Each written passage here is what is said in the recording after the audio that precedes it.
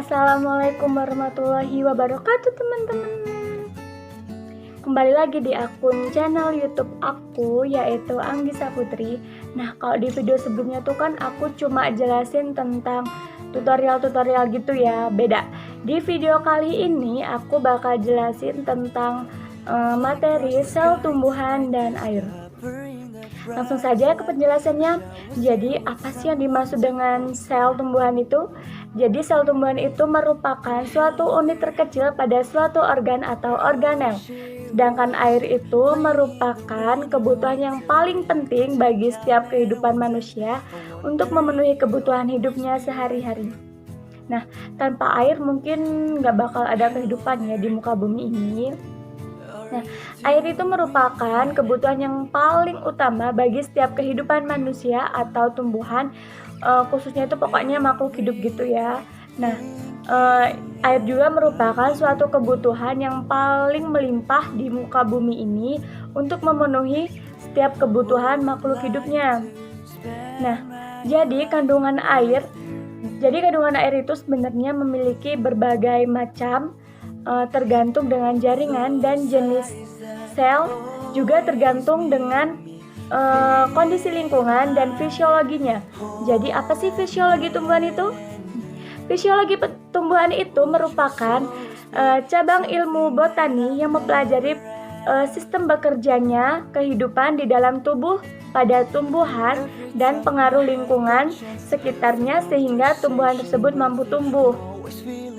Fisiologi tumbuhan merupakan sebuah fisika sel dan biofisika organ, meliputi fotosintesis, transportasi hara, regulasi pertumbuhan, perkembangan, dan respon terhadap lingkungan sekitarnya sehingga tumbuhan tersebut mampu tumbuh. Coba bayangin kalau di muka bumi ini nggak ada air. Mungkin semua makhluk hidup bakalan meninggal atau mati ya. Nah, begitu juga dengan tumbuhan. Jika tidak ada air, maka tumbuhan itu tidak akan mampu untuk tumbuh, tidak akan mampu tumbuh subur atau bahkan akan mati. Perannya yang penting karena air itu memiliki sifat fisik dan kandungan kimianya yang baik untuk pertumbuhan. Salah satu peran penting air bagi tumbuhan yaitu yang pertama untuk fotosintesis, yang kedua itu untuk penyerapan air. Penyerapan air itu sendiri terbagi menjadi dua. Yang pertama, penyerapan besar terjadi di akar. Yang kedua, penyerapan sedikit itu terjadi di batang dan daun. Nah, yang ketiga, sebagai penyerapan, pengaliran, dan kehilangan air atau yang biasa disebut dengan substansi. Nah, yang selanjutnya apa sih hubungan air dengan tumbuhan? Nah, hubungan air dengan tumbuhan itu terbagi menjadi tiga. Yang pertama, ambibisi, yang artinya sebuah kemampuan dinding sel dan dinding plasma sel untuk menyerap air dari luar sel. Yang kedua yaitu difusi, yaitu suatu proses lewatnya bahan-bahan senyawa sebagai konsentrasi yang berbeda. Contohnya itu pengambilan air dan garam mineral dari dalam tanah melalui difusi. Yang ketiga, osmosis, atau yang artinya lewatnya zat pelarut melalui membran akibat perbedaan osmosis. Contohnya itu penyerapan air dan mineral dari dalam tanah ke tumbuhan.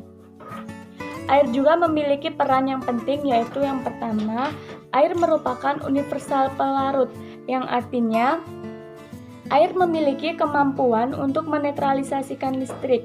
Nah, selain itu, air juga memiliki peran yang sangat penting, yaitu yang pertama, air merupakan universal pelarut, yang artinya air memiliki kemampuan untuk menetralisasikan listrik. Molekul air berorientasi yang disebut dengan hidrasi. Air juga memiliki konstanta elektrik tertinggi, terendah, dan cair.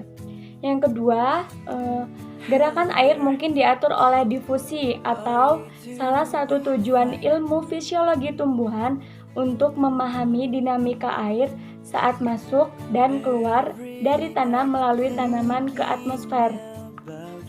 Nah, itu tadi penjelasan dari saya mengenai air selanjutnya. Yang selanjutnya aku bakal bahas tentang sel tumbuhan dan kaitannya dengan air. Nah, langsung saja, kan tadi tuh di awal udah aku jelasin tentang apa sih itu sel tumbuhan.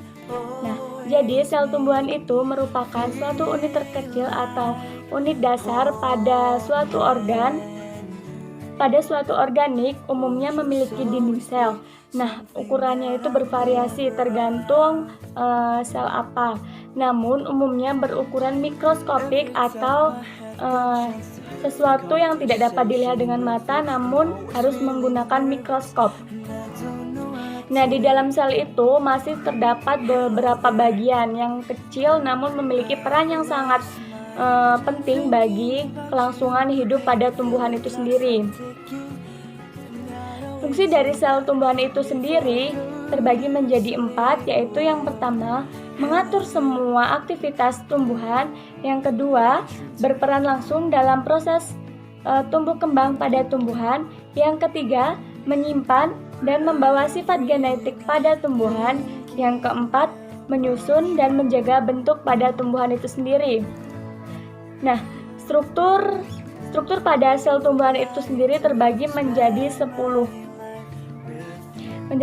bagian, yaitu yang pertama dinding sel, membran sel, sitoplasma, inti sel, retikulum endoplasma atau RE, badan Golgi, ribosom, periksisom dan geliksisom, mitokondria, dan plastida.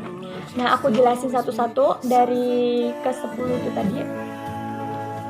Yang pertama, dinding sel. Dinding sel itu merupakan bagian terluar dari sel itu.